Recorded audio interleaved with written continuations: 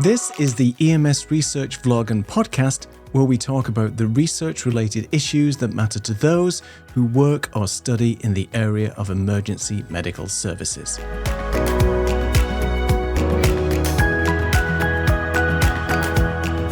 Your host is Bram Duffy, who is a paramedic and communications professor. Welcome to the EMS Research vlog and podcast from the studio here in Houston, Texas. I want to start out by drawing your attention to our website, where you can check out anything that's show related when you go to professorbram.com. That's professorbram.com. At the website, you can find the latest show, see my talks in the media, order the latest book, and also look at how to participate in research. This is all stuff that can help you grow in the world of EMS research. Like right now, I have a research study open for first responders. So if you don't mind being interviewed by me, then go to my website at professorbram.com and click on the current research tab to apply. Today, our guest is Zachary Tillett. He's an ER physician in Maryland, and he is here with us today to talk about breaking bad news with patients. Prior to becoming a physician who focuses on emergency medicine, he spent time working as an EMS provider, and as well as doing stuff with pediatric, neonatal, critical care as a paramedic. So welcome, Dr. Tillett, to the program. Well, thanks for having me. Excited to be here. All right. He got my attention with this April 2024 paper. I'm so excited to be able to track him down and be able to connect together, especially for our podcast, because this paper was published in the International Journal of Paramedicine. The title is Breaking Bad News in Prehospital Setting, a guide for EMS clinicians. And I think it's fun because anything that has to do with the words Breaking Bad just automatically bring me to the old TV show. But this is a serious topic, and I'm really excited to look at it. Something that I think happened a few years ago was that there were some ACLS protocol changes, right? And we had to terminate CPR in the field in times where previously we didn't. I remember there were lots of times where I was just not in a comfortable situation with the family, so we would just go ahead and transport. It's just, it was just easier. And now that we have lots of concerns about having enough ambulances available to respond, and also understanding that there's a space for field terminations, there's just been more on-scene death. At the same time, there's not really a mandated national curriculum or anything that's offering guidance to EMS on death notifications. I remember when I was a new EMT and I had to talk to a family member about the death of a loved one, and I was 18 years old, and I think that I did okay, but this is not something that I or lots of us are trained for. But Dr. Tillett put together a guide by taking experience from lots of different places. And I noticed in his paper incorporated some of the concepts that were in other communication programs, like the Serious Illness Conversation Program, CISP, and then VitalLink, that was adapted to the pre-hospital setting. And it's just blown up. It really looks like as a topic. And I just want to ask you, what motivated you to first look at this topic? How did you help us get to this point? Yeah, so sounds like very similar to you. When I started out as a brand new EMTB, I was about 18, 19 years old, got released as AIC and was running my own ambulance at 19. And I was showing up on some of these scenes where I was having to tell family members that their loved one had died. And what I found is I had no idea what I was doing. Here I was, basically a kid with almost no real world experience at all. Really hadn't experienced a lot of like death and dying my own life and things like that at that point in my life. And I was finding myself in these situations where I was having to talk to people who were like in their 60s, 70s, 80s, like actual adults about their loved one who's just passed away. And I received no training on that. And I really struggled through some of those conversations. And then when I got to medical school, one of the people that helped design our curriculum at my medical school, I went to Eastern Virginia Medical School, was a palliative care physician. And so that was actually integrated into our education throughout medical school, was actually how to have these conversations. And we trained with standardized patients and all kinds of different scenarios. We trained cold calling families to break bad news to them. And it was an incredible resource. And the whole time I was thinking to myself, I was like, why aren't we doing this for our medics? Like, why didn't we get any of this when I was an EMT or when I was a paramedic? Because I was doing these skills all the time, in oftentimes a harder environment than what we'd experience in the hospital. And these conversations are never easy. So I was kind of blown away by it, and I kept thinking to myself, man, we need to do something about this. And so that's what actually led me to start investigating this when I got into residency. And it's been kind of a longitudinal project of mine of this. One publication that I had here was one step among many of what I'm actually trying to do with this in terms of building this out and creating content around breaking bad news for EMS clinicians. If you don't mind, if I take a step back to kind of comment on what you said earlier, it was actually in 2011 when NAMSP, or the National Association of EMS Physicians, actually changed our guidelines for how we approach cardiac arrest. It used to be that everybody used to get brought to the hospital if they were in cardiac arrest. And around 2011, they actually showed that we had better outcomes from cardiac arrest if we worked these on scene. So that was the big shifting point. And as that happened, a lot of EMS physicians started to change local protocols to actually, stop transporting these cardiac arrests to the hospital because there were better outcomes. And so what happened is, with that transition back in 2011, you would think there need to be more education around, this topic and how EMS clinicians can actually talk to families about, how their family member may have just died.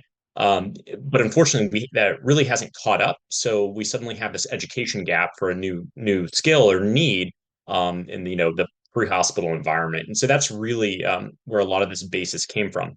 I think what'll be interesting is to actually see in the future if this starts to change to some level, because if we look at things like what's happening in Minneapolis with their new ECMO program and stuff like that, suddenly we are transporting patients to the hospital again that are in cardiac arrest. But that's again in very select circumstances in very select parts of the country. But honestly, if you have ALS clinicians on the scene, they can innovate. They can do all the same medications and drugs that I do in the hospital.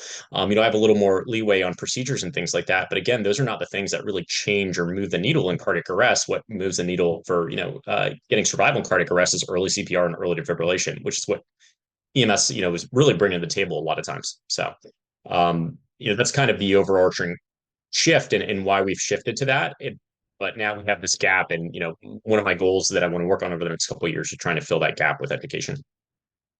Yeah, and when I've been in situations, I just think what I have done is I've just tried to be really simple in my descriptions. Like I've said things like, we're breathing for them, we're making their heart squeeze blood right now, but their body's not doing it on their own. Those are the kinds of things that I've done. And I don't even know if I am doing that correctly. And it's like going back to what we were saying about how EMS providers do this kind of work.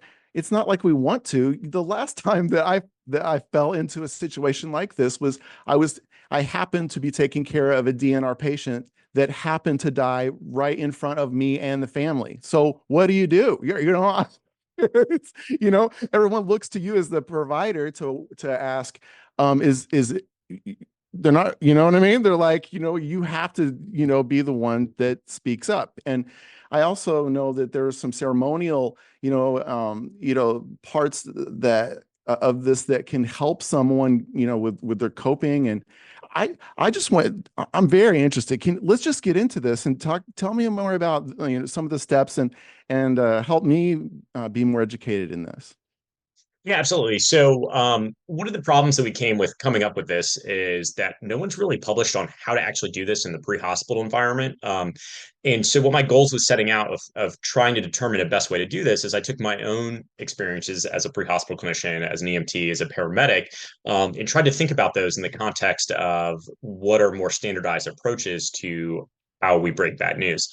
And really, what we know is there are a lot of the data and research and studies and expert opinion on this comes from, things like hematologists and oncologists talking to family members about how to break bad news in a clinic, where they're telling somebody they have cancer or they have a terminal illness or it's happening in the hospital.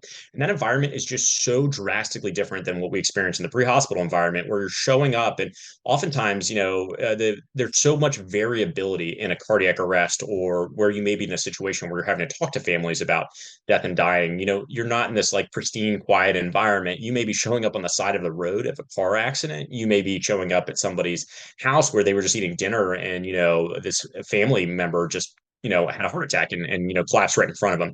And so suddenly don't have all this extra time for people to contemplate, kind of start thinking about coming to grips with what they're actually going to experience. You're in a completely foreign environment. You're in somebody else's personal space, their house. There may be drugs and alcohol involved. People may be angry.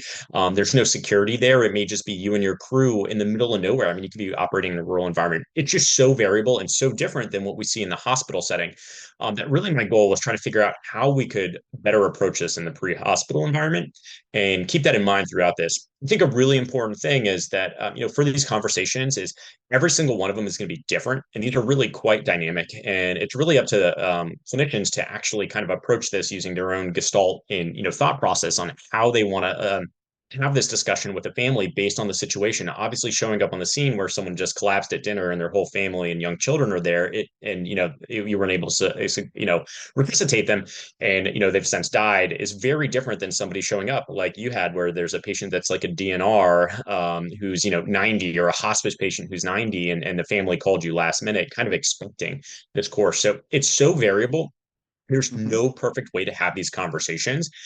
But really, one of the things I found is actually working with a lot of EMS clinicians that are experienced is they actually do a lot of these steps already. And they have maybe not had any training about how to approach these situations, but they kind of get to these similar steps and doing these things in a very similar manner to what we have kind of laid out in this paper.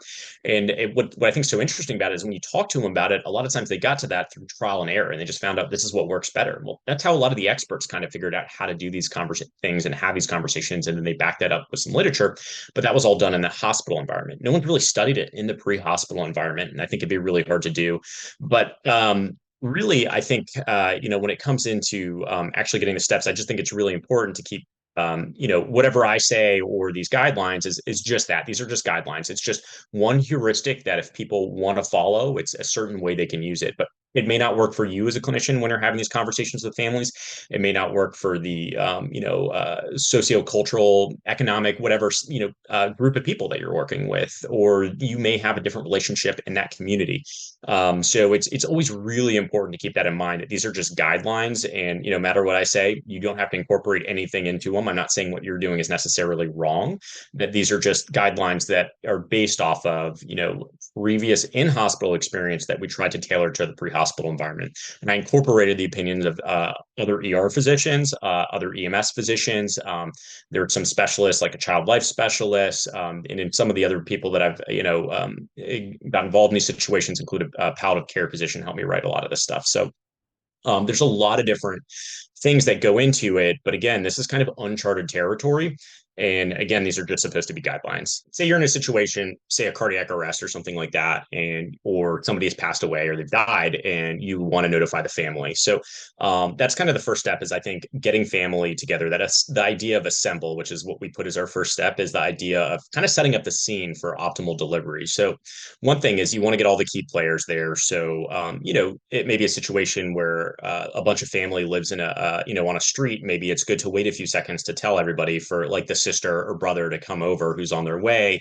It may be helpful to potentially, and this is something I do in the ER all the time, is I'll actually have family call another family member and put them on speakerphone, so that, if I'm giving somebody a difficult diagnosis or bad news, like a spouse or something like that, can actually listen in on that conversation if they are at work or not able to be there physically in person. And that can be really helpful for them, because that one, not only does allow you to notify more family members, but they can then support other family members as needed and things like that. It can be really hard, and I'm sure some of you guys have experienced. You go into a house and you call a cardiac arrest, and you deliver the notification to the family member, and say that may be someone who's been married to this person for 50 years in their 80s, and suddenly they're spouseless, and that has been a big support system for them, and they may not have a lot of other family and people like that around.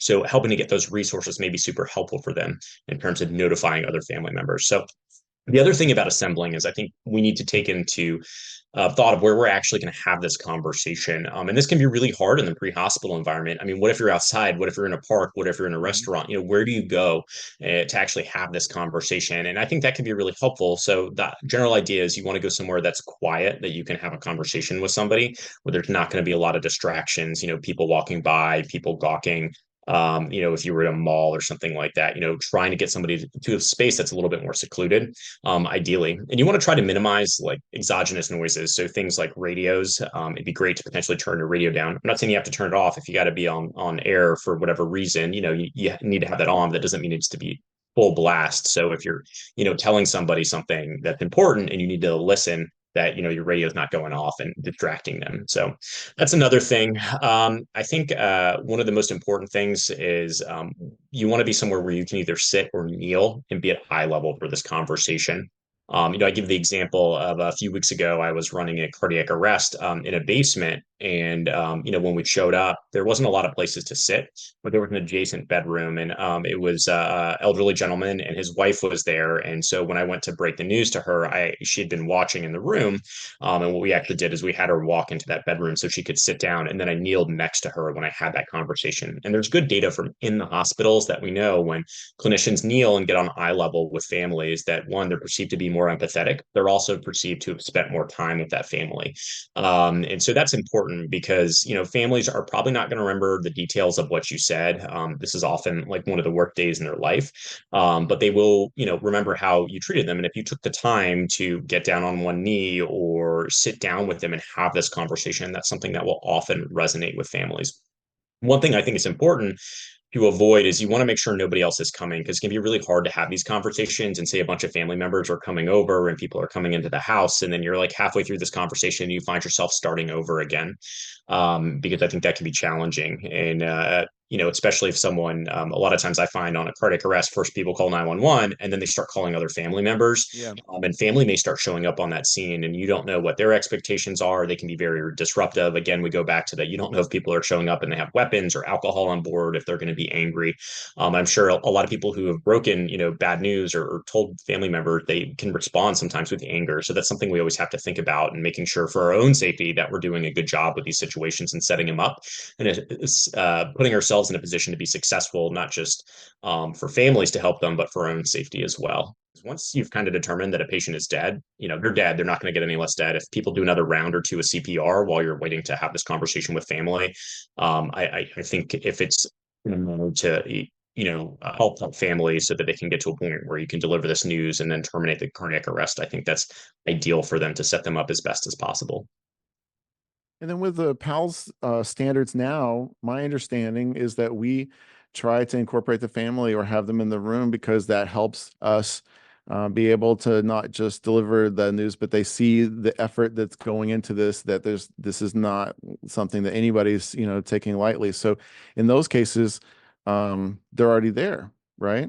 Yeah, and so that is something that I will recommend. So I wrote another paper that basically is called like how to, basically also published in iJob, is about running an emotionally supportive cardiac arrest, or how to run a cardiac arrest in the pre-hospital environment to kind of optimally prepare families for what happens about 90% of the time is that these patients unfortunately pass away, right? They end up dying.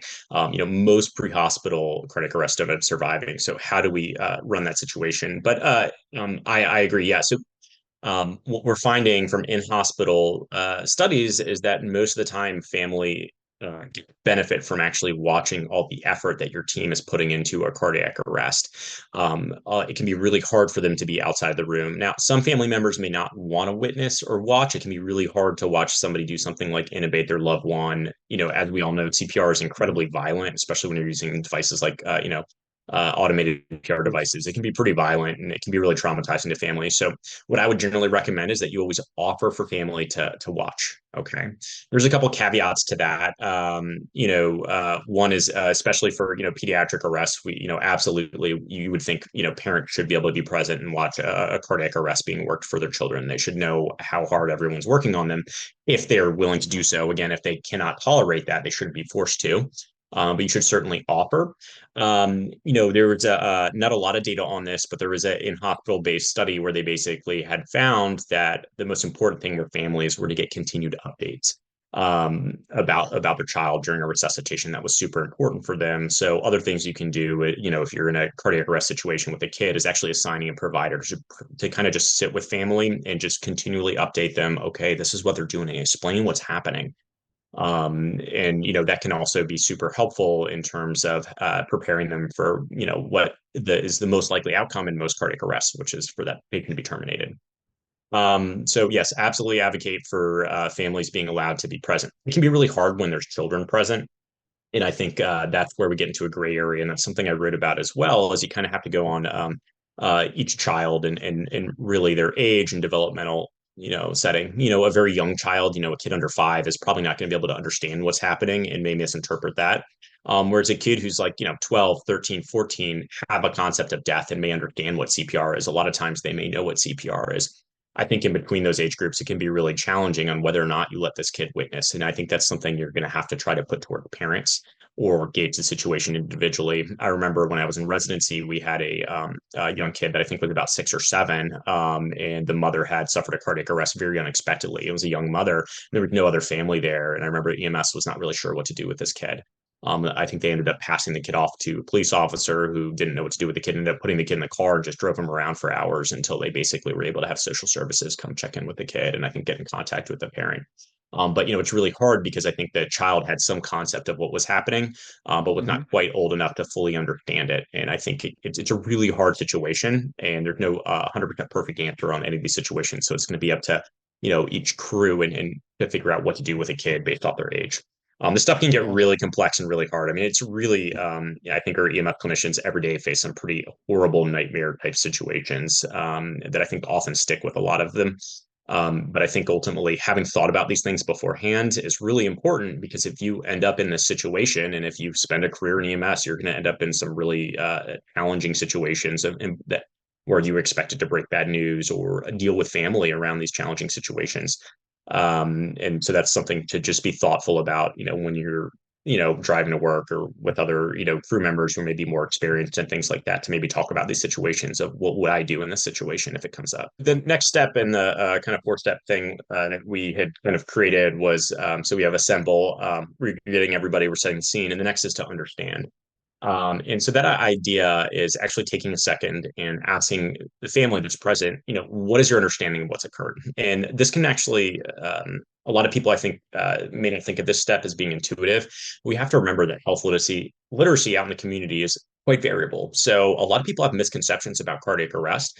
And so, I mean, think about it. The last cardiac arrest you watched on TV, what happened? People got a couple compressions and then they like wake up, somebody's like doing, 4 compressions and they wake up. And we know that's very far from the case. So even if you get ROSC, in a patient who suffered a cardiac arrest and maybe their, heart's beating again, what are the chances that those patients actually wake up? Occasionally with a VF or VT arrest, you might get lucky and be able to shock somebody out of it and they wake up and start talking. But I would say, I've seen that once or twice, super rare. What happens most of the time? Even if you get ROSC, they're unresponsive, right? They're intubated. They go to the hospital. Maybe they wake up, maybe they don't. So they're still not out of the woods. Oftentimes those patients will rearrest again. I mean, those are some of the sickest patients imaginable. Those patients are far from out of the woods. So asking the family about their understanding of what's happening can be super helpful in understanding and just gaining how the next parts of this conversation are going to go. Because families may not even understand that you doing CPR is cardiac arrest, is that person's heart stopped, and that having a breathing tube in, or intubating the patient, they may not understand what that actually means and how sick their family is. So asking that can be really helpful, and you may come across families be like, yeah, they had a cardiac, their heart stopped. You guys are doing CPR and it's not going well. Your family may tell you that, or they may say something like, I don't know, his chest was hurting and now you guys showed up. I don't really know what's happening. And they're very panicked. And not are you able to, you're going to get so much information about that can be super helpful. Also, the other thing is it allows family to actually slow down. A lot of times family, when they're in these stressful situations, people get really panicky. Their fight and flight response is going. They got adrenaline going.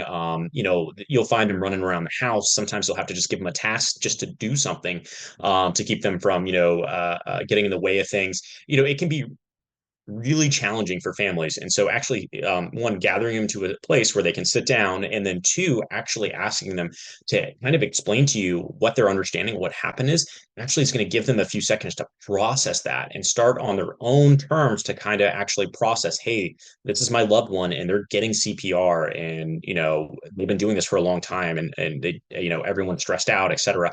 But actually them saying that forces them to process that information and can actually help prepare them for the news that you're about to break.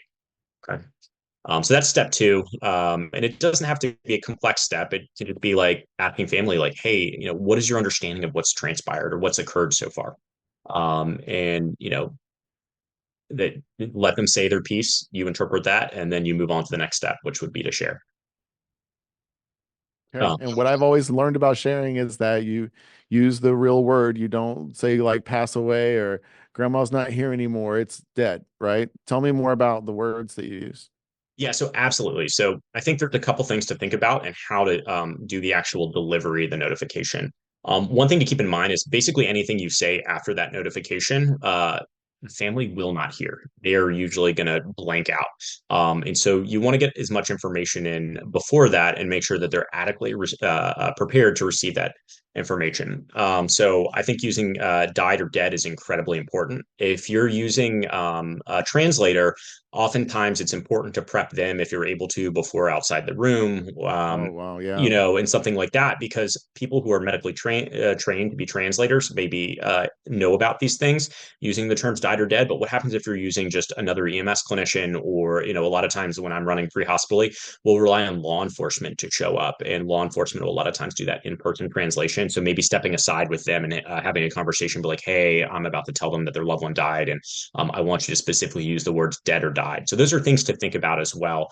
But yeah, absolutely agree with you 100% using those terms, because we don't want to say things like passed away. I think that's something that a lot of people know about. Some other general things I personally try to avoid is I try to avoid the term sorry. Or if I do use the term sorry, you need to use it in the proper context, because in the English language, depending on how we use the term sorry, can actually transmit blame. And sometimes families can be really upset Oh, about cardiac arrest and things like that, which they should be upset. But I'm saying they can be upset at EMS crews. We always have to keep in mind that, say, you may have had a great response time of like 3.5 minutes or something like that. We want to get an EMS crew on scene for within 4 minutes, but say your response time is 3.5 minutes, but family had called 911, that adds a minute on. Their clock starts ticking the moment they find the person down, yeah. right? And so for them, though, that time can actually seem much longer. So you may have had this rip roaring response time. You may be asleep in your bunk and, hopped out, run over to the ambulance, got there super fast. But to them, it feels like forever. And they're just upset about how long it is. So you need to be conscientious about terms like sorry, because you don't want to be in a situation that you can imply blame. And so a lot of times when I'm thinking about actually sharing bad news, I will use the terms like I wish or I worry, because I find these terms do not imply blame and actually help build kind of a sense of that you're engaged in their family member care. Like, I wish this hadn't happened to your family member, et cetera, versus, saying the terms of like, I'm sorry to tell you this and things. Now, you can say sorry, you just have to be thoughtful about how you do that and you're communicating it, because you don't want to be in a situation where you family could potentially interpret the care you gave and blame you, like, especially if we may have been on a cardiac arrest and things were not the most flush or perfect scene. Maybe it took a couple Right. attempts to get the endotracheal tube. Family may have been watching that and seen people struggle and interpreted it as you guys not being competent. Well, that may not actually be the case. What actually may be the case is, it's hard to intubate somebody on the ground and they're vomiting, because they were getting bagged by a BLS crew for a while, blew their stomach, they vomit. It's hard. There's a lot of things that can go on into this. So I would generally say to avoid the term sorry. But I'm not saying don't ever say that, you're sorry for their loss or something like that. But just something to think about. But how I actually, when I like to share, is I like to do a brief summary. So you've already asked that family, you've assembled everybody, you've kind of asked for their understanding, and I'll usually do a very brief summary. Earlier, you talked about when you're having these conversations, you like to keep things very simple. So often I'll say things like, when we arrived here, I try to use the patient's name as much as possible. Jeff's heart has stopped. We started doing CPR to pump blood around his body. We placed a breathing tube and are breathing for him. We gave him all the same medications and treatments that the hospital would have given him. And I think that's important because a lot of times families will have this misconception that if you bring the person in the hospital, they're going to have some miracle cure. But what you guys are doing in the field is the exact same thing we're doing in the hospital 99% of the time, right? Really explaining to them and letting them have that piece of information really should be happening earlier. But if you have not already had the chance to, say that to family, let them know that you did everything the same as the hospital. But you summarize briefly using very minimal details. This is not a time to be like, oh, we shocked them 4 times. We pushed, 300 of amiodarone. Like that doesn't mean anything to families. What's important to families is that you just say a few of the things that they witnessed and you saw them doing. So I would summarize briefly. I usually give a warning shot, then I pause, and then I deliver the death notification. So what I mean by a warning shot is you prepare the families by giving them uh, a little bit of information that they're going to hear bad news. So I have some unfortunate news that I'm going to have to share with you. Things And then haven't you would gone pause. well. Yeah. So to kind of summarize all that together is what it might look like. It would be like when we arrived, Jeff's heart had stopped. We did CPR. We placed a breathing tube and are currently breathing for him. We gave all the medications the same as the hospital would. But unfortunately, this time I have some terrible news to share with you. At this time, Jeff has died, and that is how I would break that news to the family. But again, I summarized. I basically gave a warning shot. I paused briefly, allowed families to prepare to receive that news, and then a very short, Jeff has died. This is not a finite, like by the time you're telling a family member they're dead, you need to be sure they're very dead, and it should be Right. very adamant, like they're dead. Not that, sometimes you'll find yourself in a situation where, say, you're continuing CPR while you're breaking this news. And so what I'll do is I will tell them that they're dead, and they'll continue doing CPR in the background, and I'll give that family a period of time to wait. And when a lot of times when you actually say that, it really hits family a lot of times. Like they kind of still have hope until that point where you tell them like they're dead. A lot of times they'll have some sort of they'll be more emotionally upset. They may start crying, may have an outburst, whatever. You never really know how people are going to react in that situation. But it's okay to continue CPR, and give them a little bit time and then be like, Jeff is dead. I would like to have our crew stop doing CPR at this time. And then you can kind of go on with that actual process of stopping CPR and things like that. I find often asking permission from families is an important step to stopping CPR. Sometimes CPR is already stopped given the situation, or you found somebody who was definitely deceased and CPR wasn't given. Those kind of situations can come up as well. As we're talking, and my mind just goes to, you know, movie land. And I am imagining being in a movie as like a nightmare for a provider where you have a patient that's got PEA on the monitor and you're trying to convince the family, no, no, it's really over. And the PEA screams, you know what I mean, at the monitor. And so it's like, or there's a pacemaker.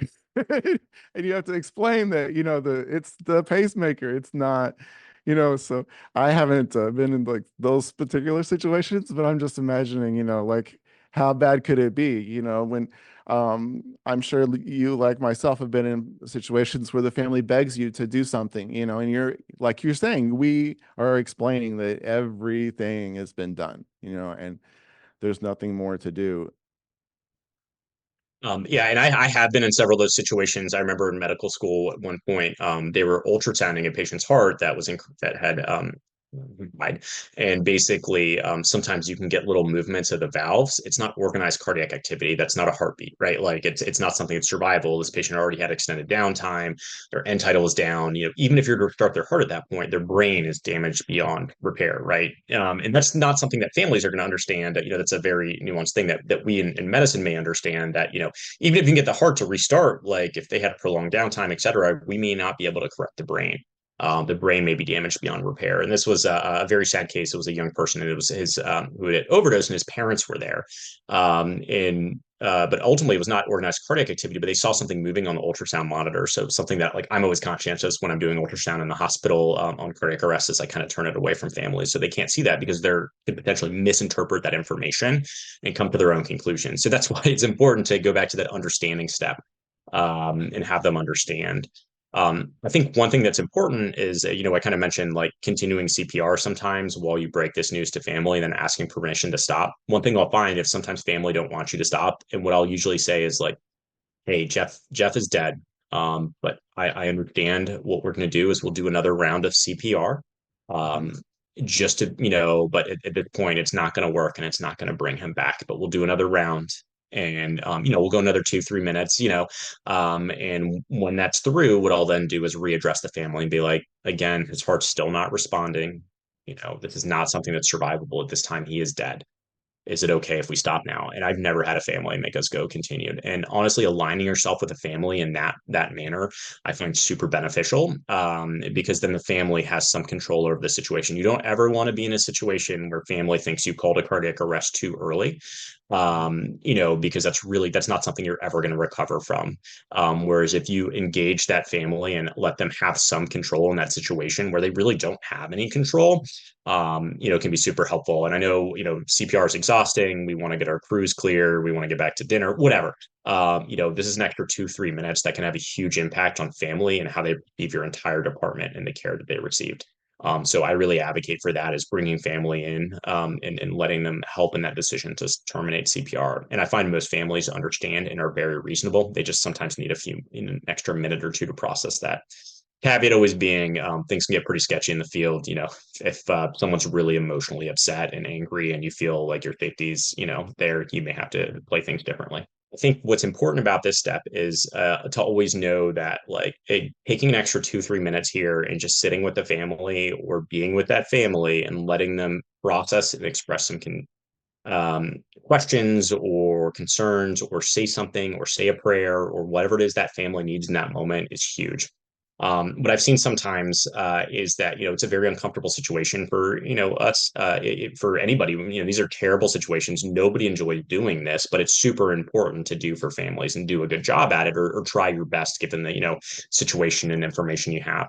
But I think allowing a time to close and be there for that family and support them, even just for a few minutes, versus that gut instinct that we will often have where we're like, hey, let's get clear this scene because this is a really uncomfortable situation, can be really meaningful for families. And it can end up being really meaningful for us too, as EMS clinicians. I think when you're actually able to spend a few extra moments with family, this is why we're in medicine, is to actually connect with our patients and make a difference. And we may not be able to resuscitate somebody from a cardiac arrest, but that doesn't mean we can't have a huge impact on their family.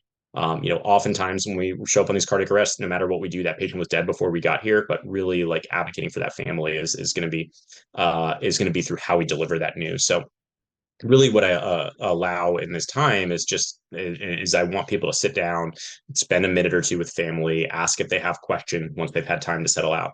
A lot of times, all you have to do in these situations is kind of just actively listen and let families do the talking. This is a time for families. Oftentimes, families will ask questions and I may not know. You show up on a cardiac arrest and the person was down, like, I don't know why they had a cardiac arrest, but people want to know. And sometimes people say, oh, they had a heart attack. It's really not up to us to really make that determination. That can be determined later on by a coroner, in the appropriate situation, et cetera. We just don't know. And so what I always recommend people saying is, I don't know. And that's perfectly fine. And be like, I'm so sorry. I wish I knew. I know I was telling not to say sorry, but usually I'll be like, I wish I knew, but I don't. I'm sorry that I don't have that information for you. And so something to think about, you do not have to have all the answers, and that's perfectly okay. This happens all the time. And I want people to understand that it's okay to not know the answers of why somebody had a cardiac arrest or 100% thing. A lot of times family will also want to know what the next steps are. Because a lot of people don't think about, like, what happens if my loved one has a cardiac arrest, all unexpectedly, and may not be familiar with it. A lot of agencies and places, law enforcement is going to deal with that, but it can be, especially in rural areas, it may not be the case. So sometimes I'll refer them to law enforcement, but if you're in a rural area, knowing what the next steps are, be like, hey, the funeral home's going to come, they'll pick up your loved one, et cetera. Knowing those next steps can be super helpful, and something that, you can know ahead of time, before you go out on these calls. Yeah. I Other want to give you a things. chance to talk about your training program that you're working on. But first, I just want to mention that, Yeah. I'm I'm taking our conversation and I'm adding in my experience, and then I'm going to add some of my opinion in on this. And I just want to Go for say it. that, gosh, I've been in some of these situations where you are doing CPR, you bring the patient to the hospital. It's obvious to you as the paramedic and to the ER physician that we're going to be calling this code. And then it is the ER doctor that ends up talking to the family. And I just want to make mention that my opinion is that it might be best for the lead paramedic to go in with the physician, because the physician is just going to be doing a lot of I don't know, and not able to be there for the family in the same kind of way, because they weren't there doing the CPR for the hour or whatever. And the other part of it is that it's not time to chicken away and hide, because it's going to look like you did something wrong, like that you didn't care, or that you know weren't involved. So one of the things that I do is I do linger around, especially if I think that it's not going to go so well, because I don't want the family to have those extra blames or those extra questions that couldn't be answered. I think anytime, you show unity among healthcare providers, it's beneficial for family. And I'm obviously very pro EMS. I understand how difficult it is in the field, but I'm sure some of you guys have experienced, and that's not always the case in emergency departments everywhere. Not everyone is quite as understanding of EMS. And I'll hear from staff sometimes being like, why did they bring this person here? They were already dead and stuff like that. And that negative undertone can carry into those conversations. Now, ideally, I would hope the physician's not taking that or being, expressing that towards the family. But I think it's always great to have that continuity of care between people. I think this is a really important time. Is sometimes you'll find family members when you're having these conversations that I just thought it was important to mention that they'll express guilt or blame, other healthcare providers, like that hospital just discharged him 2 days ago. This is not a time for blame, and that goes both for the ER physicians if they're in that situation, but also for you guys on scene is not a time to express blame. That helps nobody. It doesn't help that other healthcare provider who's probably doing their best job. But people get sicker and they die. Things happen, right?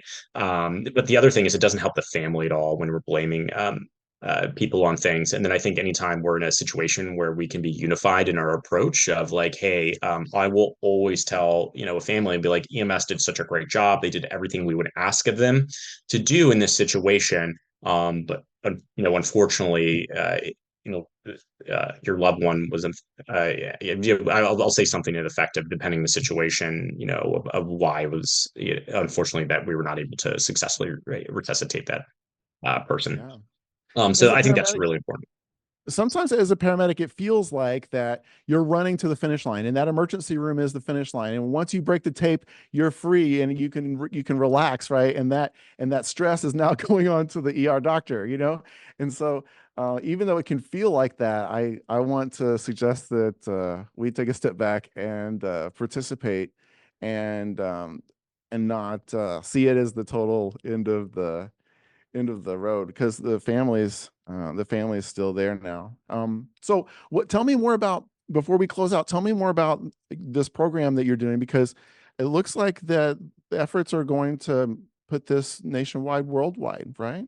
Yeah, so that's the plan. So basically, what I did is I took those two papers I wrote in conjunction with a bunch of other health, care providers, and basically what we did is created a curriculum, and the curriculum is designed to be um, teach people basically these steps that we've laid out, as well as a bunch of other situations, dealing with kids, dealing with angry family members. And it's designed that it can be distributed broadly. So I took the curriculum and it involves about an hour and 15 minutes of lecture content, and then about an hour or so of small group breakouts that are case led. So you can take an engine crew, an ambulance crew, or anybody in a firehouse or rescue squad and actually sit down one night, watch those videos or watch them at home, and then get together at your next shift and actually work through these cases together and complete this course. And what we did is we implemented this at a pretty sizable fire department, put about 500 EMS clinicians through this training, and we're studying it currently. I did not teach any of the training; it was all taught by fire department personnel. So everybody watched those videos, and they basically got together for their continuing education and sat down and went through that portion of the class where they talked through these cases. And then we studied it, and we wanted to see how people did. And what we're doing right now, so far, preliminary data shows increases in confidence across all levels. basically of all the different things we looked at in regards to breaking bad news, which is really my goal to increase, clinician confidence around having these conversations so they feel more comfortable in doing them. I would love to be able to assess for competency as well, but that's a really hard thing to assess for and would be pretty large scale study is not something that I have the bandwidth to do right now, but eventually down the road may potentially look into. But our plan is to eventually is I'm actually building a website. We're going to get 6-month follow-up data on that study. So see if that confidence, increased confidence is actually persisting. And then if the tools that we're teaching are actually being utilized by EMS clinicians. If that shows favorable data, we'll hopefully get it published. And then what we're going to do is we're going to put this up online on a website that I'm building. And basically anyone who wants it is going to be able to take that course. It's going to be completely free. It's something that I think is super important. I want all EMS clinicians to have access to this training. So that's my goal, is to build a one-stop shop where you can show up, you can get training on this. Eventually, I'd love to expand that out to law enforcement as well. I do a lot of work with law enforcement, and I find that a lot of times they're also having these similar conversations with family. And guess what? They're not really getting training on it either. Some departments may be, but most of the law enforcement that I'm coming across and talking with are getting no training, similar to how most EMS clinicians are getting very minimal or no training. Yeah, and that's what happens because as paramedics, we go through a national standardized curriculum, and that curriculum is very specific. And unfortunately, things like communication and things like management, like these kinds of soft skills that actually make a big difference, are not endorsed. And so that's one of the reasons why I was really excited to find what you're doing, because I'm a big proponent for teaching education and concepts. I'm a communication scholar. This is, the kinds of things that I do as well. And so it's sort of refreshing to, meet someone who has, not just the clinical aspect, but also the communication focus, because we all know that there's another aspect of this that we're missing. And you're talking about doing other studies on this stuff. And I know these processes get refined over time, but what I've learned out of this podcast today is really big stuff, even though I read the article in the International Journal of Paramedicine, and kudos to them as well for publishing this work. So I just want to thank you for doing what you're doing, and encourage you to stay in touch with me and my viewers, and we'll be happy to publish your website when you get it up and add it to our tape. I absolutely appreciate that. And just, I hope it's okay if really quick. I just got to give a shout out to Michelle Crispo, who's my main co-author on both of those papers. She's a emergency medicine and palliative care physician who's been my mentor through this. And none of this would have been possible without her. So I just wanted to give a shout out to her because she's been incredible and a great mentor. For sure. And that's how this works. I have mentors too. This is academics and medicine. And I appreciate you and all that you're doing. And so until next time, thank you, Dr. Tillett. Like many of you, I'm also an EMS instructor. So I know what it's like to have topics that are important to cover, but are not actually in your curriculum. So when it comes to EMS research, I want you to know that I've been joining EMS classes lately in a virtual kind of way. It's fun for me to meet your students and talk about EMS research, or even talk about how things are done differently where I am versus where you are. So if you're an EMS instructor like me and you want to give your students a flair of what EMS research is all about, just fill out the inquiry form on my website at professorbram.com. This is professorbram.com, and I'll be in touch. I want to also invite you to check out my latest book. I co-authored it with 4 Arrows, who has 2 doctorates and is an expert on indigenous scholarship and hypnosis. We've got to look at each individual patient as a human being who is in need. And we've got to know that when we're in need, we do look to others, no matter how self-reliant we are. If we are in a situation that we've never encountered before, that self-reliance begins to seek, is there anyone that can help me with this situation? I mean, you've used a pretty drastic example with the arm cut off, but I don't care how much skill you have. There's very few people who would be able to not say, "Oh my gosh, I need help," and then all of a sudden someone shows up with a badge. Yeah. And right. You think, well, maybe this is someone that can help. Well, you said that, and I said that, during the first hour of trauma, people are essentially in a state of what we now know is hypnosis state. I want to invite you to check it out because we introduce a method for communicating with patients on the scene of the emergency that takes advantage of some of the properties found in hypnosis. The book works to change the way we approach and interact with any emergency patient who's in acute distress, and it can help you be a better practitioner. The book is called Hypnotic Communication in Emergency Medical Settings for Life-Saving and Therapeutic Outcomes. Follow a link there below to find it, or you could get it almost anywhere books are sold. And if you contact me, I would be happy to mail you an autograph sticker designed to be put into the jacket cover. Hi, I'm Will Chapleau from the International Prehospital Medicine Institute. You might know about us because of the literature reviews that we post every month free for your review on our website at iphmi.com. and also published through GEMS Online magazine every month. We've been doing them for 5 years, so now we've accumulated over 240 literature reviews over the past 5 years. And we've gotten feedback from our audience that said they'd like to have these things as desk references, so they'd had a rapid reference. Well, we've done it. And there are now 5 volumes of these books, one for each year that we've been publishing them. This is the latest version, volume 5. And as I said, in each of these, there's at least 48 literature reviews. They're all cataloged in the beginning of the book, so you can see what the topic area is, what pages those reviews are on, and how you can find them quickly. And again, these are a great reference whether you're putting a lecture together, working on a paper, studying, whatever it is. This gives you the depth of field of the science that dictates what we do in the field, or what we should be doing in the field, or why we've changed the way we do things in the field. In any event, as with all of our publications, we've priced these because we want you to be able to have this book. It's only $4.99 in the hard copy here. And they're all 5 of them are available at that price. But you can also get them as ebooks, and they're available as ebooks from Amazon, from Apple, from Barnes & Noble, wherever you get your ebooks for the price of $2.99. So again, we don't do this with an aim towards getting wealthy. We do these because we want you guys to be able to have these materials. Relevant information, affordable information, and an access so you can get to it. So if you want the hard copies, go on Amazon, $4.99. Go to your ebook store and you get it for $2.99.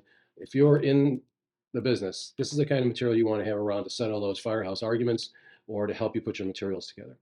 Thanks again. See you all soon. I'm doing a research project related to first responders who live in the United States, and I could use your help if you don't mind being interviewed over a video call. Go to my website and fill out the form. It's at professorbram.com, professorbram.com. I just want to thank you for listening, and I look forward to sharing more insights with you in the next episode. If you enjoy EMS research, please tell your friends and like, share, and subscribe to help others get the message.